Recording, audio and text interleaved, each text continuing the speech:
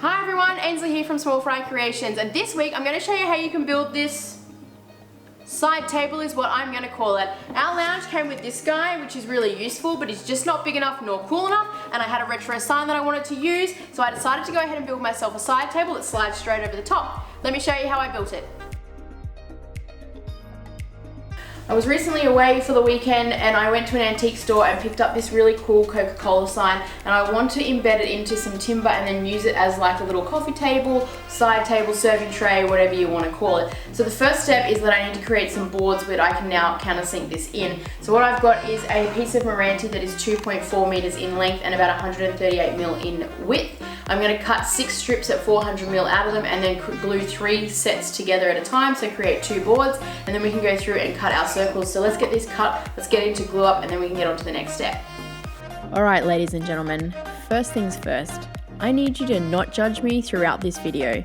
This was one of those projects that had a lot of fails and I thought of not even making a video, but then I reminded myself I'm here to learn and pass on some knowledge, and that includes sharing the fails along with the wins. And the best part of this story is, it ends with a win. I started with using Meranti timber, however, after fail attempt number 1, I ended up using oak just because that's what I had on hand. Everything started smooth. I cut the timber to length, I glued everything up into 2 panels, I let the panels set for a couple of hours, and then I could get to cutting the circles. I used the circle cutting jig I made following April Wilkinson's how-to guide, which I'll link below, and it's super easy and quick to make.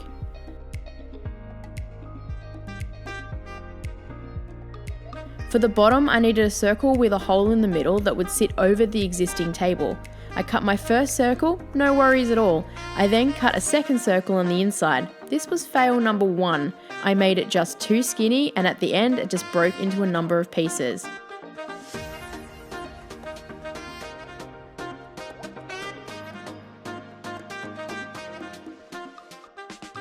So I scrapped that and focused on the top circle. Again, I cut a circle, no worries. I then needed to route out the section in the middle for the Coca-Cola sign. This was fail number 2. When I measured on the circle jig, I measured from the inside of the router bit, when I should have measured from the outside of the router bit to make sure that the sign had a good fit.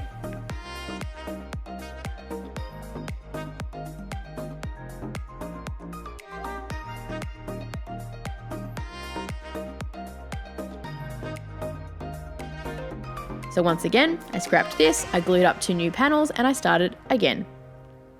When it came to routing out the section for the top sign, I kept the router on the jig as this helps support the router. You want to start in the middle and work your way out so you always have support under the router. If you start on the outside and work your way in, you'll have nothing to rest the router on in the middle.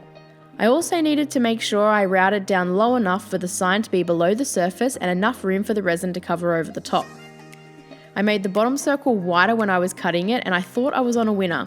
But no, I wasn't. Because of my frustration, I didn't give the glue enough time to set, so when I cut the circle, it broke at one of the joints. But I was pretty sure I could save it, because after all, it was going to be glued to the top, so it wasn't a big deal.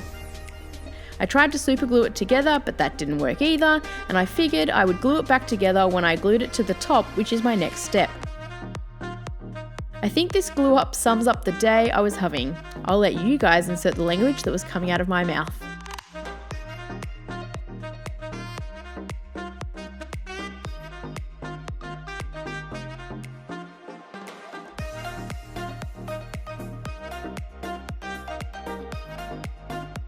I clamped everything up, and after a couple of hours I took the clamps off and gave everything a good sand.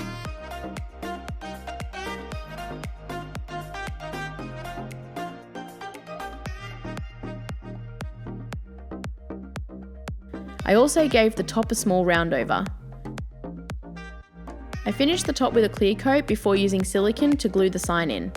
I used waterproof silicone to glue the sign, and I also put a bead around the edge to seal off and to stop any resin from coming through the timber.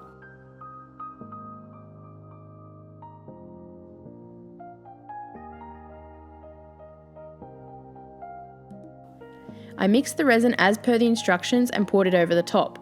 I used a blowtorch to get rid of the air bubbles, and this project was done. At the end of the day, anyone that looks at the project would not know all the failings I had, so I'm going to call this one a winner.